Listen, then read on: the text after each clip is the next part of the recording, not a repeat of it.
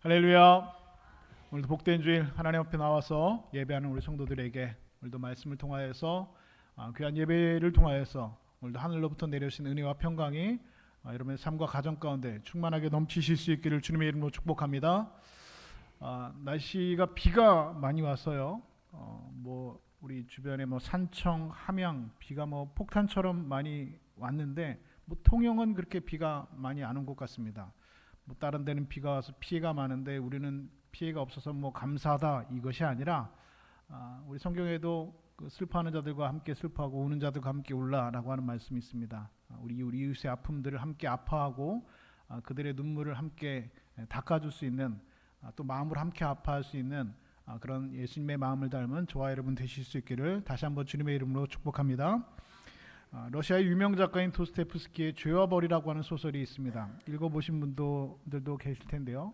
이 죄와 벌이라고 하는 이 주제는, 이 개념은 기독교가 가지고 있는 가장 기본적인 개념인 율법의 그 개념들을 담고 있습니다. 다시 말해서 기독교의 율법에는 무엇이 담겨져 있으냐? 바로 죄를 범하는 자는 반드시 벌을 받는다는 겁니다. 그래서 죄와 벌이라고 하는 것이죠. 이 개념이 바로 율법의 개념입니다. 그런데 참 다행스러운 것은, 그리고 감사한 것은 기독교에서는 율법만을 말하고 있지는 않다라고 하는 것이죠. 율법과 함께 무엇이 오늘 우리에게 존재합니까? 바로 은혜가 우리 가운데 함께 존재한다는 것입니다. 미국의 유명한 목사님 중에 아이언사이드라고 하는 목사님 계신데, 이 교회에서 목사님께서 예배가 마치고 회의를 하는 도중에 성도들끼리 의견이 좀 맞지 않았습니다. 그럴 수 있죠. 서로 생각이 다르고 의견이 다르고 입장이 다르기 때문에 의견이 맞지 않을 수가 있습니다. 얼마든지 그럴 수 있습니다. 그런데 한 청년이 갑자기 손을 번쩍 들면서 목사님에게 이렇게 얘기했다는 겁니다. 목사님, 법대로 합시다 라고 얘기했다는 겁니다. 목사님 그 얘기를 들으시고 그 청년에게 이렇게 얘기했다는 겁니다. 형제님이 법대로 했으면 아마 형제님 지금 지옥에 있을 겁니다 라고 얘기했다는 것이죠. 그러니까 너무 법조하지 마세요 얘기했다는 겁니다. 여러분, 그렇죠. 하나님께서 우리를 율법만으로 다루셨다면, 다시 말해서 도스토옙스키의 그 죄와 벌에서 말하고 있는 그 개념, 그 율법의 개념으로만 저와 여러분을 다루셨다고 한다면, 여러분, 우리가 이 시간에 여기 앉아 있을 사람은 아무도 없다는 겁니다. 모두 다 지옥의 불구덩이에 앉아 있었을 사람입니다. 하나님은 우리를, 저와 여러분을 율법으로만 다루시지 않으십니다. 하나님은 우리를 율법으로도 다루시지만 동시에 은혜로도 다루신다는 사실입니다. 그 하나님의 은혜가 오늘 우리 가운데 있기에, 그 하나님의 은혜가 오늘 우리를 덮고 있기에 제가 여기에 있는 것이고, 오늘 저와 여러분이 여기에 있다는 사실을 기억하신 여러분 되실 수 있기를 주님의 이름으로 축복합니다. 그래서 여러분, 오늘 이 본문에 나타난 사건은 죄와 벌의 사건을 말하는 것이 아니라 바로 죄와 은혜의 사건을 우리에게 말씀해 주고 있습니다. 오늘 본문에는 전 세계 그리스도인들이 믿음의 조상이라고 추앙하는 바로 아브라함의 이야기가 오늘 우리에게 시작되어지고 있습니다. 그런데 이 믿음의 조상 아브라함은 오늘 이야기의 시작부터 바로 죄를 범하고 있습니다. 전 세계 모든 그리스도인들이 믿음의 조상이라고 존경하고 추앙받고 높이고 있는 그 아브라함에게 오늘 죄가 임하고 있다는 사실을 오늘 본문은 우리에게 소개하고 있습니다. 그런데 같은 죄를 두 번이나 연속적으로 반복해서 범하고 있습니다.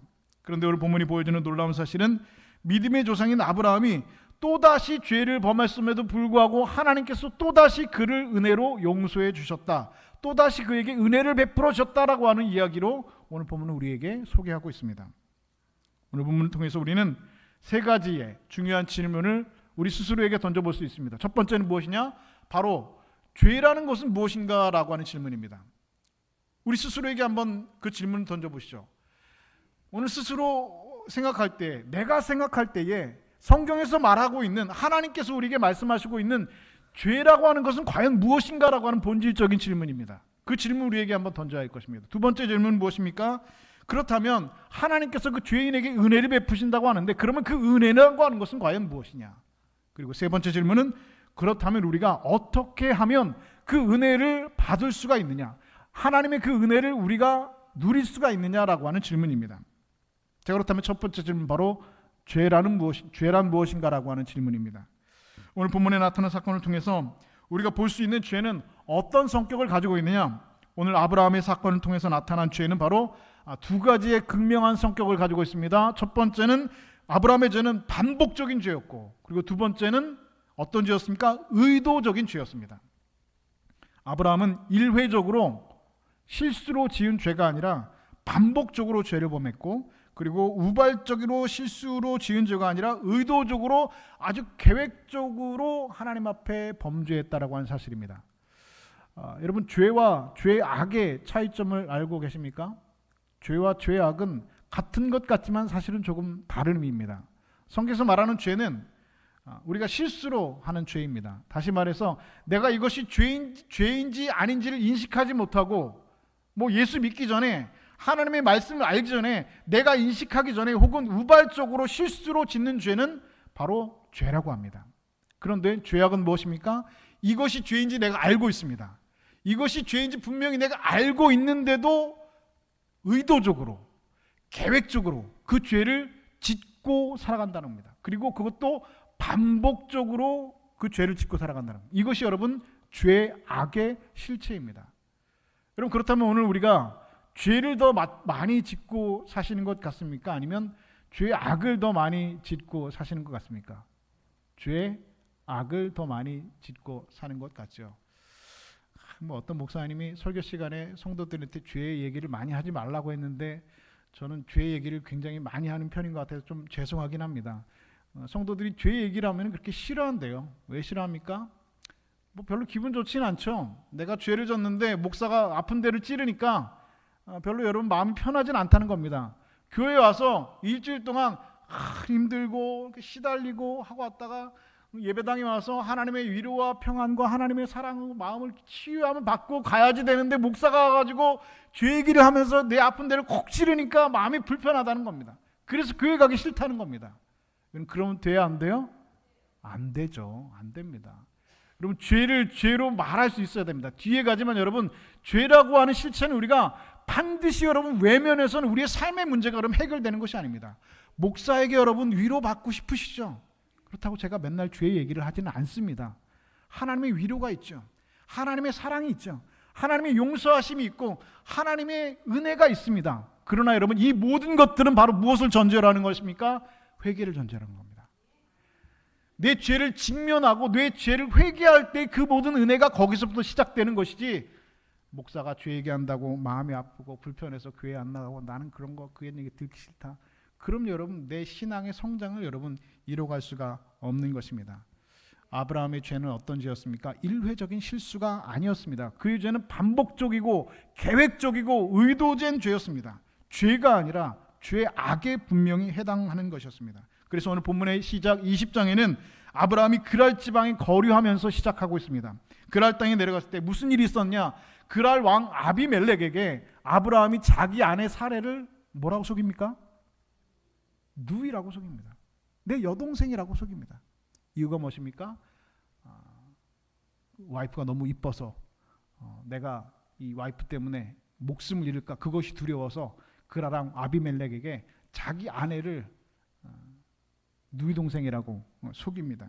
의도적으로, 계획적으로 거짓말을 하고 있습니다. 우발적으로 한 실수가 아닙니다. 그냥 툭 튀어나온 말이 아닙니다.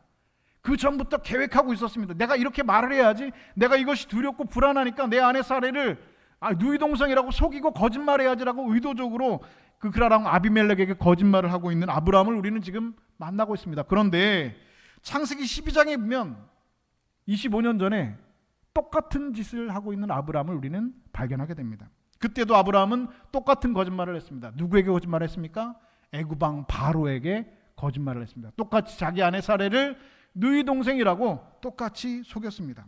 25년 전에는 애굽에서, 그리고 지금은 그랄에서, 25년 전에는 애굽왕 파라오에게, 그리고 지금은 그라랑 아비멜렉에게 똑같이 자기 아내를 누이 동생이라고 속이고 있는 아브라함을 지금 우리는 성경에서 만나고 있다는 겁니다. 여러분, 똑같은 죄입니다. 반복적인 죄였습니다. 뿐만 아니라 놀라운 사실은 똑같은 범죄가 이 아브라함 대해서 끝나는 것이 아니라 그 자식인 이삭에 대해서도 똑같은 죄가 계속해서 반복해서 일어나고 있다는 것이죠. 창세기 26장입니다. 그 멀리 가지도 않습니다. 그 아들 이삭이 창세기 26장을 보면 그랄 지방에 가서 아브라함의 아들 이삭이 무엇이라고 말하고 있냐? 놀랍게도 아브라함과 똑같은 장소에서 똑같은 사건을 성경은 기록하고 있습니다. 창세기 26장은 이삭의 이야기를 이렇게 기록합니다. 그곳 사람들이 그 아내를 물으매 그가 말하기를, 그가 누굽니까? 이삭입니다. 그가 말하기를 이는 나의 누이라 하였으니 리브가는 보기에 아리따움으로 그곳 백성인 리브가를 인하여 자기를 죽일까요? 그는 나의 아내라 하기를 두려워함이었더라. 여러분, 같은 장소입니다. 똑같은 그랄입니다. 똑같은 죄입니다. 그의 아버지 아브라함이 지은 죄를 토시 하나도 틀리지 않고 그의 아들 이삭이 뭐라고 말합니까? 이는 나의 누이라. 똑같은 장소에서 똑같은 죄를 반복적으로 그의 아들 이삭에까지 그 죄가 대물림되고 이어지고 있는 놀라운 일을 우리는 성경을 통해서 보고 있다는 겁니다. 아버지의 죄가 아들에게 이렇게 이어지고 반복되고 있습니다. 그런데 여러분, 이게 정말 무서운 겁니다. 이러한 일들은 오늘 우리에게도, 오늘 저와 여러분에게도 얼마든지 일어날 수 있는 일입니다. 그리고 실제로 이와 같은 일들은 얼마든지 우리 주변에서도 일어나고 있는 일입니다. 예전에도 제가 한번 말씀드렸지만 제가 모교회, 고등학교, 중학교, 교회학교 다닐 때 모교회 친구 중에 여자아이가 하나 있습니다. 그러니까 저랑 동갑입니다. 동갑인데 신앙이 아주 좋은 친구입니다. 고등학교 다닐 때 같이 학생회 활동하고 제가 고등부에서 회장하면 부회장하고 이렇게 열심히 같이 신앙생활했던 그런 친구입니다. 그런데 얼마 전에 그 친구들과 함께 그 자리를 함께 만나서 이야기할 일이 있었는데 그 친구가 이런 얘기를 하는 겁니다. 교회에서, 지금도 그 친구는 모교회를 다니고 있습니다. 교회에서 권사로 피택이 되었다는 거예요. 그런데 자진해서 자기가 피택한 것을 고사를 했다는 겁니다. 이유를 물어봤습니다. 아니, 왜 권사님 피택이 됐는데 그냥 권사 그냥 잘해서 되지 왜 투표까지 해가지고 다 됐는데 왜 그걸 안 하게 됐냐라고 물어봤습니다. 이유가 뭐니까 술 때문에 그랬다는 거예요. 술 때문에. 직장 생활 하는데 한 번도 술을 먹다 보니까 근데 양심의 가책이 너무 그게 어렵더라는 겁니다. 주중에 직장 다니면서 술 한잔하고 술 먹고 이렇게 사다가 교회에서 주일 나와가지고는 또 집사로 성가대하고 교회에서 봉사하고 이런 자신의 모습들이 너무 좀 위선적이고 좀 마음이 어렵고 불편해서 자기가 권사가 되는 것을 일부러 고사했다라고 이야기를 하는 겁니다. 그런데 여러분, 놀라운 건 뭔지 아십니까? 그 친구의 아버지가 알코올 중독자였습니다. 얼마나 알코올 중독자인지 그 집안이 그 아버지 때문에 풍비박산이 났습니다. 술을 얼마나 먹는지요. 저도 그 아버지를 기억하고 있습니다. 일찍 돌아가셨습니다. 물론 술 때문에. 술 한번 먹으면은요 정말로 강아지가 돼가지고요 집안 세간 다 때려부시고요, 아이들 다 쫓아내고, 그 엄마 집사님 다 쫓아내고, 교회까지 쫓아서 행패 부리고, 술이 취해가지고 그 알코올 치료를 받고, 이런 모습들을 저도 분명히 기억하고 있습니다. 그러니까 그 친구는 어려서부터 그 아버지 술 먹는 것 때문에, 여러분, 술이라고 하면 징글징글한 사람입니다. 술이라고 하면 정말로 징글징글한 사람입니다. 그 술 때문에 자기 집안이 풍비박산이 났고, 그 술 때문에 엄마 인생이 날아갔고, 그 술 때문에 내 인생이 어려워졌고, 그 술 때문에 이 가정이 늘 불안하고 공포였습니다. 그런데 어느 순간 자기가 아버지하고 똑같이 술을 먹고 있는 겁니다. 그래서 야, 너 왜 안 먹던 술을 먹었냐? 그래 물어봤어요. 그랬더니 어느 날 회식을 하는데 다른 사람들은 소주 한 병 이렇게 먹고 하면 술이 취해가지고 막 이러는데 자기는 한 병 먹고 두 병 먹고 세 병을 먹는데 멀쩡하더래요. 술이 받더래요. 술이 왜 받을까요? 왜 그 친구가 술이 이렇게 잘 받을까요? 아버지가 그랬으니까. 그러니까 아버지가 술꾼이니까 그 유전자가 있었는지 아주 술이 그냥 멀쩡하고, 술이 그렇게 세더라고요. 남자들 다 나가 떨어지고 하는 술 취해가지고 그러는데 자기는 비틀거리지도 않고 그냥 거뜬하더라는 거예요. 그 순간 깨달았대. 야, 이게 아버지의 그게 나한테 이렇게 내려왔구나. 어느 순간 그 쓰디쓴 소주가 단맛이 느껴지랍니다. 그 정도면 뭐가 된 겁니까? 알코올 중독이 된 거죠. 그러니까 나는 권사를 못하겠다. 고사했단 겁니다. 지금 어떻게 됐을까요? 술을 끊었을까요? 안 끊었을까요? 끊었으니까 제가 얘기를 하죠. 안 끊었으면 제가 얘기하겠습니까? 술을 끊고 지금은 이제 훌륭한 권사님이 되셔서 잘 교회에서 봉사를 하고 계십니다. 여러분, 우리가 마주하고 있는 죄, 지금 오늘 우리가 짓고 있는 죄라고 하는 것의 여러분 속성이 바로 이런 것입니다. 부모의 죄가 자녀들에게 그대로 대물림되고 있는 겁니다. 속담에 그런 말 있죠. 도둑놈도 제 자식은 잘 되라고 한다. 그러니까 도둑놈도 자기 자식은 장관 되고 법관 되고 변호사 되고 잘 되라고 한다는 겁니다. 나는 도둑질하고 살지만, 난 도둑질해서 너를 키우지만 자기 자식은 어떻게 해요? 잘 되고 출세하기를 원한다는 것이죠. 근데 그렇게 안 된다는 겁니다. 그게 힘들다는 겁니다. 도둑놈 자식이 여러분 그 아버지가 도둑질하는 거 보고 자라는데 여러분 그 자식이 여러분 장관 되겠습니까? 힘들다는 겁니다. 마음대로 안 된다는 겁니다. 그 자식이 커서 그 아버지하고 또 비슷한 삶을 살아가고 있다는 것이죠. 나도 그러고 싶지 않아요. 근데 그게 안 된다는 겁니다. 여러분들 중에 그런 분들 계신지 모르겠습니다. 여자들이, 우리 한국 여자분들이 그런 얘기를 많이 해요. 나는 절대로 엄마처럼 살지 않을 거야. 왜냐하면 엄마가 그렇게, 예전에 우리 어머니들은 여러분 얼마나 어려운 시절을 살았습니까? 가부장적인 그런 문화 속에서 한국의 어머니들이 그렇게 고생하고 다 인내하고 참고 이런 억울한 물들, 이런 모습을 보고 자란 딸들이 그렇게 다짐을 한답니다. 나는 절대로 엄마처럼 살지 않을 거야 라고 다짐을 한답니다. 그런데 어느 순간 엄마랑 똑같은 삶을 살아가고 있는 나를 보면서 깜짝 놀란다는 겁니다. 저도 마찬가지입니다. 저희 아버지, 제가 정말 싫어하는 모습이 있거든요. 저는 다짐했습니다. 어렸을 때 다짐했어요. 나는 절대로 아버지의 이런 모습은 담지 않을 거야 라고 생각을 하면서 다짐하고 다짐하면서 살았습니다. 목사가 되었습니다. 그런데 어느 순간 그 아버지의 모습이 저에게 보이는 겁니다. 깜짝 놀랐죠. 여러분, 죄라는 것이 그런 겁니다. 내 마음대로 되는 것이 아닙니다. 내 의지대로 되는 것이 아닙니다. 죄의 쓴뿌리, 죄의 속성이 여러분 바로 이런 것입니다. 여러분, 아브라함의 죄는요 결코 우발적인 죄가 아니었습니다. 반복적인 죄였고 의도적인 죄였고 계획적인 죄였습니다. 아브라함만 그럴까요? 오늘 우리가 범하고 있는 죄들도 상당히 계획적이고 의도적이었다라고 하는 사실을 우리는 부정할 수 없습니다. 그래서 종교개혁자 존 칼빈은 인간을 가리켜서 무엇이라고 정의하고 있습니까? 인간은 전적으로 타락한 존재라고 단칼에 정의하고 있습니다. 인간은 그런 존재입니다. 전적으로 타락한 존재, 전적으로 죄로 말미암아 타락한 존재라는 겁니다. 여러분, 인간의 범죄는 이렇게 깊은 겁니다. 이렇게 어두운 것이고 이것이 바로 인간의 죄성의 현장이고 아브라함이 그 죄성의 현장 가운데 있는 것을 오늘 우리는 목도하고 있습니다. 반복적이고 의도적인 범죄를 알면서도 또다시 죄를 범하고 있는 여러분, 아브라함의 현장을 함께 우리는 보고 있습니다. 여기에 죄의 뿌리 깊은 성격이 있다라고 하는 사실이죠.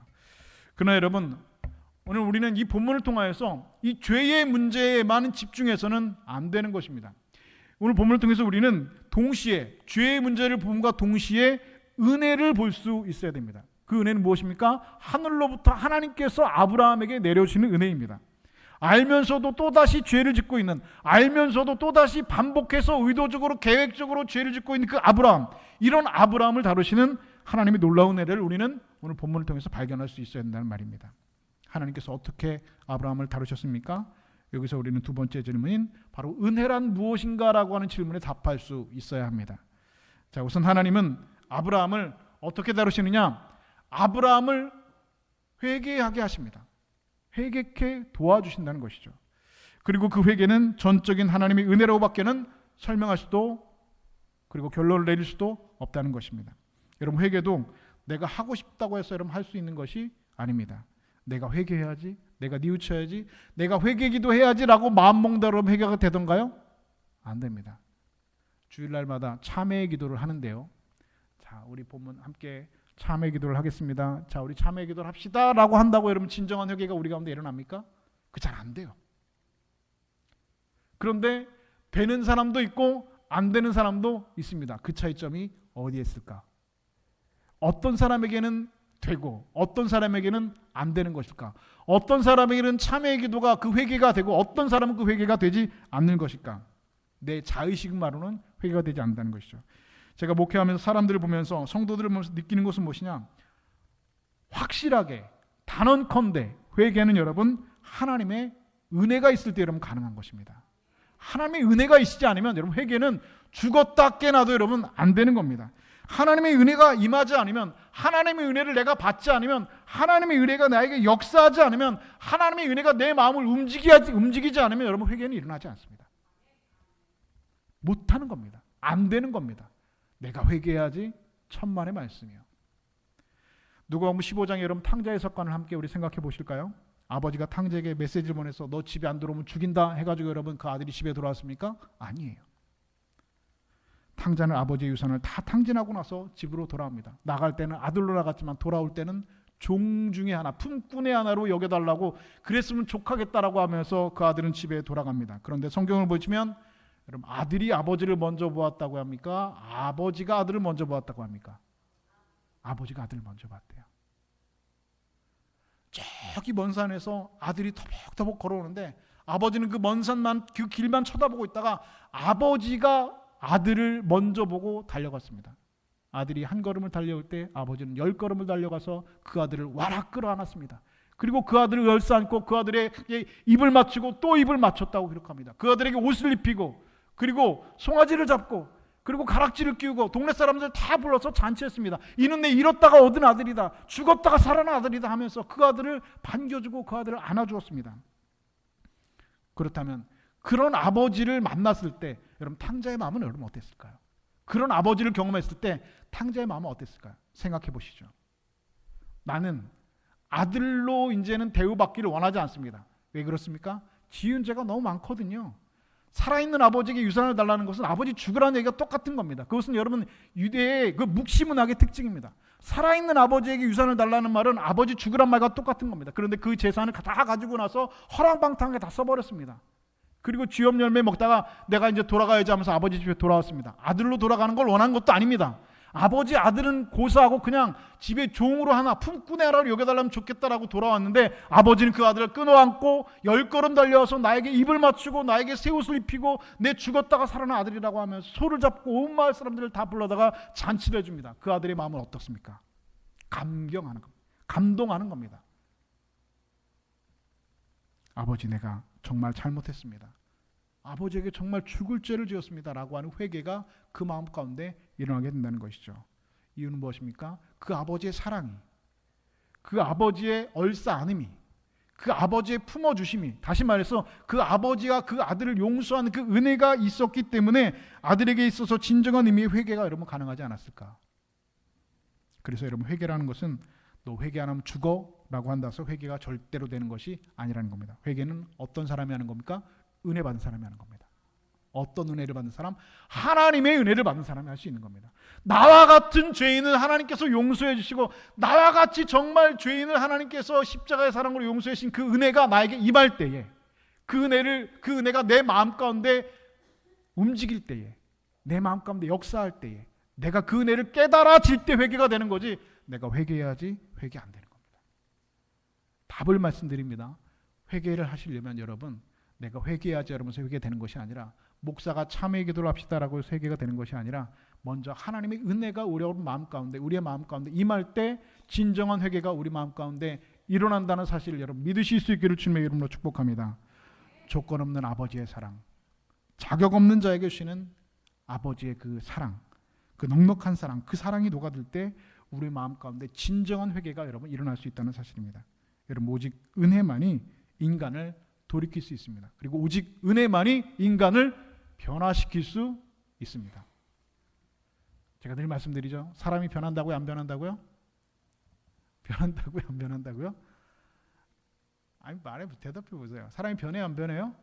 안 변한다고 그랬잖아요. 제가 보니까 사람 안 변해요. 보니까 안 변해요. 근데 여러분이 안 변할 거면 제가 목회를 왜 하겠어요? 제가 목회를 하는 이유는 무엇입니까? 안 변하는 여러분들을 그리스도의 은혜로 하나님의 말씀으로 하나님의 은혜로 깨닫게 해서 그 사람을 하나님의 사람으로 변하게 하기 위해서 여러분 목사가 있는 겁니다. 그리고 성경에 우리 믿음의 사람들 바울이 그랬고요. 다윗이 그랬고요. 그렇게 하나님의 말씀으로 은혜 받은 자들은 여러분 하나님의 말씀으로 여러분 변하게 되었습니다. 사람은 안 변하는데 언제 변합니까? 은혜 받으면 변합니다. 할렐루야. 여러분 그 은혜를 사모하실 수 있기를 주님의 이름으로 축복합니다. 그 은혜를 받을 때 여러분 변화될 수 있습니다. 그 은혜를 받을 때 여러분 내가 새롭게 될 수 있습니다. 그 은혜를 받을 때 여러분 내가 회복되고 내가 살아날 수 있다는 사실을 여러분 믿음으로 고백하실 수 있기를 주님의 이름으로 축복합니다. 그렇다면 아브라함을 향한 하나님의 은혜는 여러분 무엇이었습니까? 하나님께서는 그의 범죄, 그리고 두 번씩이나 계속해서 반복되는 그 범죄에도 아브라함은 그를 사역자로서의 위치를 그에게서 빼앗지 않습니다. 본문에서 감동적인 구절이 7절 말씀인데요. 본문 7절 말씀 우리 다시 한번 한 목소리 한번 읽어보겠습니다. 7절 말씀 함께 읽겠습니다. 시작. 이제 그 사람의 아내를 돌려보내라.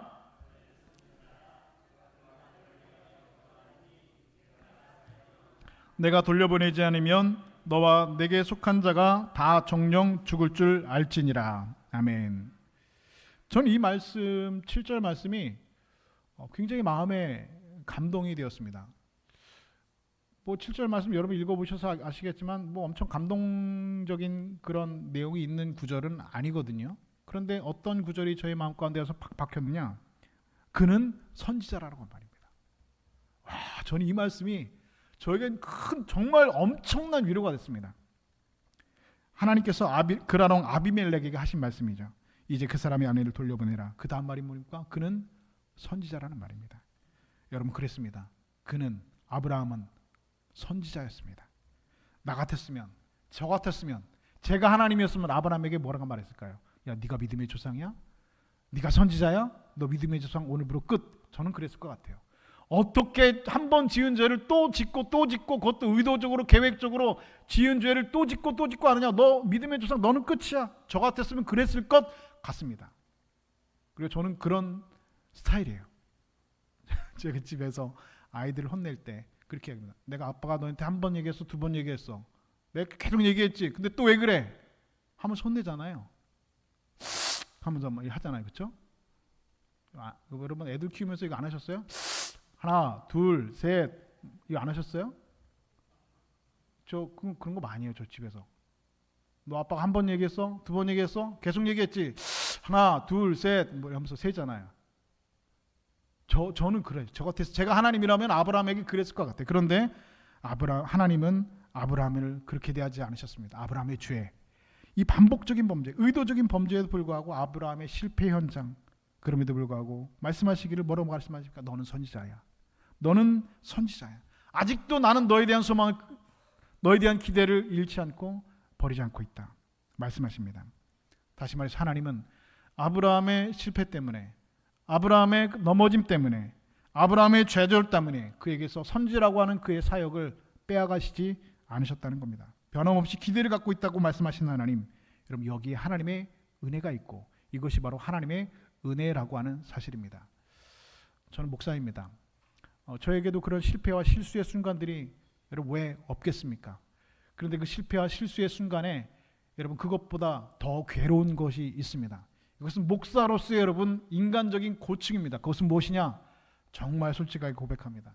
여러분 목사가 실수하고 실패의 순간에 제일 힘든 것은 그 실패와 실수 때문에 힘든 게 아닙니다. 그 실패와 실수도 힘들지만 더 힘든 것은 그 실패와 실수의 순간에도 여전히 설교 준비를 해야 한다는 겁니다.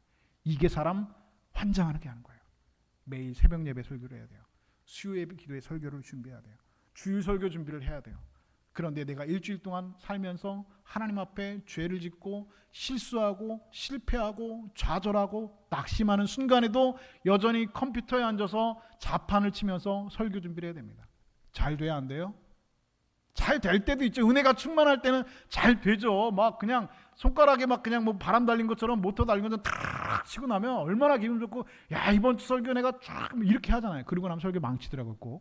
근데 실패하고 실수하고 넘어진 순간 마음이 너무 아프고 그런 순간에도 여전히 자판에 앉아가지고 설교를 준비해야 되는데 설교가 준비돼요? 안 돼요? 안 됩니다. 앉았다가 또 일어났다가 또 나갔다가 일어났다가 또 바깥에 쳐다봤다가 앉았다가 또 앉았다가 일어났다가 정말로 죽을 것 같습니다. 그런데 그럼에도 불구하고 하나님께서 은혜를 주셨기 때문에 여러분 오늘날까지도 여러분 그래도 여러분 설교하고 있지 않습니까? 하나님께서 뭐라고 말씀하시기 때문에 그렇습니까? 그럼에도 불구하고 너는 목사야라고 말씀하시는 겁니다. 그래도 너는 목사야. 너가 실수하고 너가 실패하지만 그래도 너는 목사야라고 하나님께서 말씀하시는 겁니다. 똑같이 아브라함이 말씀하시죠. 그래도 너는 선지자야. 오늘 우리에게도 여러분 똑같이 말씀하십니다. 우리가 얼마나 자주 실수합니까? 여러분 얼마나 자주 실패하십니까? 실수가 반복되면 여러분 실수가 아니랍니다. 그건 실패랍니다.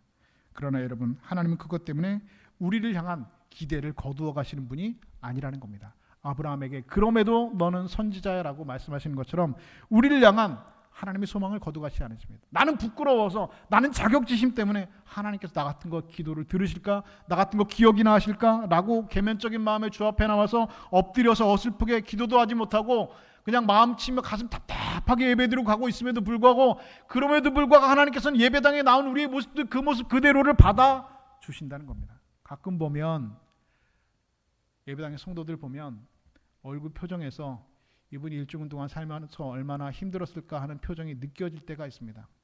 찬송 잘 하시던 분이었는데 찬송을 못합니다. 기도 잘 하시던 분이었는데 기도를 못하고 있습니다. 입술이 떨어지지 않습니다. 이유는 뭔지 저도 모릅니다. 제가 점쟁이가 아니까 모르죠. 미루어 짐작할 뿐이죠. 어떠한 일이 있습니까? 일주일 살면서 하나님과 관계가 멀어지고 하나님 앞에 실수하고 넘어지고 좌절하고 절망했던 그 순간에 하나님 앞에 나와서 입이 떨어지지 않습니다. 고개가 들려지지 않습니다. 찬송이 되지 않습니다. 기도가 되지 않습니다. 그런데도 불구하고 하나님 앞에 그냥 나왔습니다. 저는 그게 보이더라고요. 그런 성도들이 눈에 보입니다. 하나님 앞에 그냥 나오기만 한 겁니다. 그냥 그 모습 그대로 예배자로 그냥 나온 겁니다. 예배가 돼서 나온 게 아닙니다. 그냥 나온 겁니다. 그럼에도 불구하고 하나님께서는 그런 우리를 받아주십니다. 누구에게 그러셨던 것처럼? 아브라함에게 그러셨던 것처럼 너는 선지자라. 우리에게 향한 기대와 소망을 하나님께서는 저버리지 않으십니다. 그리고 여전히 우리에게 다가오셔서 이렇게 하나 말씀하시죠. 나는 아직 너를 포기하지 않았어. 그럼에도 불구하고 너는 내 아들이야. 내가 내 재산을 가지고 떠났던 탕자이었던, 어떠한 죄를 범하였던, 어떠한 실수를 하고 어떠한 실패를 하고 어떻게 넘어지고 어떻게 좌절하고 어떻게 절망했든 그것은 나하고 상관이 없어. 내가 나에게 돌아온 것이 중요해. 내가 나한테 온 것이 중요해. 나에게 예배하러 나온 것이 중요해. 난 아직 너에게 향한 소망을 버리지 않았어. 난 아직 너를 향한 기대를 가지고 있어. 하나님께서 우리에게 말씀하시는 겁니다. 그리고 예배를 통하여서, 목사 입을 통하여서 여러분에게 하시는 말씀은, 우리가 여전히 죄가 있지만, 우리가 죄악 가운데 살아가지만 그럼에도 불구하고 하나님께서는 우리에게 은혜로 우리를 덮어주셔서 우리를 향한 기대와 소망을 포기하지 않으시고 우리를 변화시키기를 원하시고 새로운 사람으로 거듭나기를 원하신다고 여러분 말씀하신다는 사실을 믿으시는 여러분 되실 수 있기를 주님의 이름으로 축복합니다. 여러분, 이것이 아브라함을 향한, 그리고 저와 여러분을 향한 하나님의 은혜였습니다. 그렇다면 여러분, 마지막 질문, 그렇다면 그 은혜는 어떻게 시작되는가? 은혜라고 하는 것은 여러분 하나님 편에서 일방적으로 주어지는 것이 맞습니다. 그런데 그 은혜를 받기 위해서는 상황적인 열쇠는 분명히 존재합니다. 이렇게 하면 은혜를 받더라, 이렇게 하면 은혜가 흘러오더라 라고 하는 것입니다. 그것은 무엇이냐? 바로 어떨 때 우리에게 은혜가 흘러오느냐? 그것은 바로 죄를 직면하는 겁니다. 죄를 피하지 않고 죄를 직면하는 겁니다. 아브라함은 자신의 생애 속에서 죄가 어떻게 시작되었는가, 자신의 죄가 어디에서 출발하였는가, 그것을 피하지 않고 직면하였습니다. 바로 이것이 여러분 그의 치료와 회복의 시작이 되었습니다. 우리가 죄를 부인할 때 거기에는 희망이 없습니다. 죄를 죄로 인정하고 하나님 앞에 고백하고 자백할 때에 거기에서부터 여러분 우리의 소망이, 그리고 치료가, 회복이 시작된다는 겁니다. 그러나 죄를 부인하고 죄를 죄로 인정하지 않고 그 죄를 외면해 버릴 때 여러분 거기에는 소망이 없습니다. 거기에는 여러분 희망이 없습니다. 그런데 그런 경우들이 얼마나 많은지 모르죠. 왜 그렇습니까? 생각하고 싶지 않거든요. 부끄럽거든요. 저도 해봤거든요. 외면합니다. 회피합니다. 그냥 기억하고 싶지 않습니다. 선택적 기억 상실증에 걸려버린 사람처럼 그 죄를 외면하고 피합니다. 그러면 거기에는 소망이 없습니다. 치료가 일어나지 않습니다. 미국의 알코올 중독자를 치료하는 프로그램이 있답니다. 근데 그 프로그램에는 모였을 때, 알코올 중독자 모였을 때 뭐 별 사람들이 다 모였겠죠. 그런데 그 시간 가운데 동그랗게 모여 앉아가지고 자기를 소개를 한답니다. 맨 처음에. 근데 소개할 때 이렇게 소개한다는 겁니다. 나는 통영에서 뭐 자영업하는 아무개입니다. 이렇게 자기를 소개하는 게 아닙니다. 나는 무슨 회사에 다니는 아무개입니다라고 소개하는 것이 아니라 나는 알코올 중독자 아무개입니다. 나는 마약 중독자 아무개입니다라고 소개를 한다는 겁니다. 다시 말해서 나는 알코올 중독자 황교입니다. 나는 마약 중독자 황교입니다. 라고 소개한다는 겁니다. 무슨 말입니까? 자기 있는 모습의 그대로를 그냥 고백하는 겁니다. 무엇으로요? 입술로 고백하게 하는 겁니다. 그런데 거기서부터 치유가 시작한다는 겁니다. 대부분의 대부분의 알코올 중독자들이 알코올 중독자라고 생각을 할까요? 안 해요. 나는 그냥 술을 좀 즐기는 사람 정도다라고 생각하지 난 알코올 중독자라고 생각을 안 한답니다. 대부분의 알코올 중독자들이. 근데 치료의 시작은 어디서부터 시작하면 나는 알코올 중독자 아무개입니다 라고 고백하는 그 순간부터 치료가 시작된다네요. 12단계 첫 번째가 그겁니다. 나는 마약 중독자 누굽니다 라고 고백하는 거기서부터 여러분 치료가 시작된다는 겁니다. 내 있는 상태 그대로 정확하게 말하는 겁니다. 있는 모습 그대로 자신의 상태를 바라보고 대면하고 인정하는 것, 여기서부터 여러분 치료가 시작됩니다. 안 그런 척, 괜찮은 척 그래가지고는 치유가 안 된다는 것이죠. 아브라함은 솔직하게 자신의 모습을 하나님 앞에 그대로 내려놓고 솔직히 자신의 죄를 외면하지 않고 직면했습니다. 이것이 치유의 시작이 되었습니다. 이것이 아브라함의 세계 속에서 회복이 되었습니다.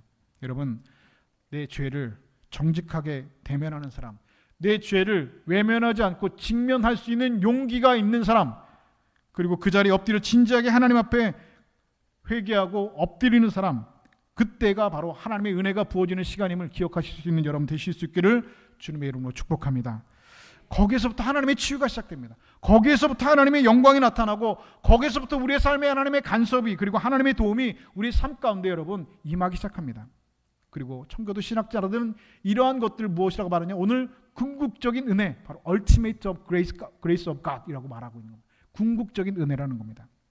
여러분 구원받은 성도들도요, 여러분 왔다 갔다 할 때가 있습니다.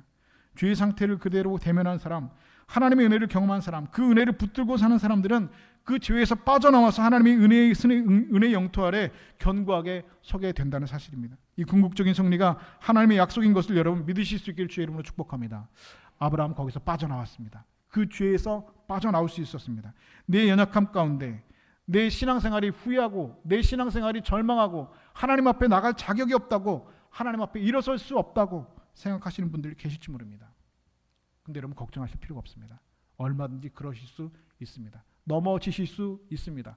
실수할 수 있고 실패할 수도 있고 쓰러질 수도 있고 여러분 절망할 수도 있습니다. 다 괜찮습니다.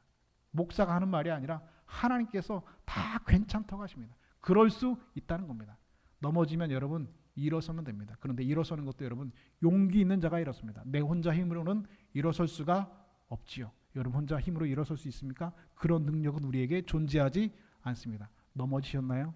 쓰러지셨나요? 실패하셨나요? 절망하셨나요? 낙심하셨나요? 여러분 혼자 회복할 수 있습니까? 나 혼자 힘으로 그것을 극복할 수 있습니까? 불가능합니다. 하나님께 은혜를 구하고 하나님께서 내 손을 잡아 일으켜 주실 때 우리의 삶이 회복되어지고 다시 일어나게 될 줄로 믿습니다. 하나님께서는 우리를 그렇게 포기하지 않으시고 그렇게 오늘도 이렇게 세우고 계십니다. 오늘 하나님 앞에 그런 은혜를 구하셔야 됩니다. 주님 은혜 주시면 나 일어설 수 있습니다. 주님 저를 잡아주시면 제가 다시 일어설 수 있습니다. 주님 저에게 용기 주시면 제가 다시 이것을 극복해낼 수 있습니다. 이것을 내가 깨어낼 수 있습니다. 라고 하나님 앞에 여러분 기도하십시오. 그렇게 오늘 다시 일어나서 하나님께서 여러분의 심령을 치유하시고 여러분의 상처받은 마음들을 회복하여 주시고 하나님의 은혜의 영토 안에 견고히 서시는 승리의 백성, 믿음의 백성들 다 되실 수 있기를 우리 주님의 이름으로 간절히 축원드립니다.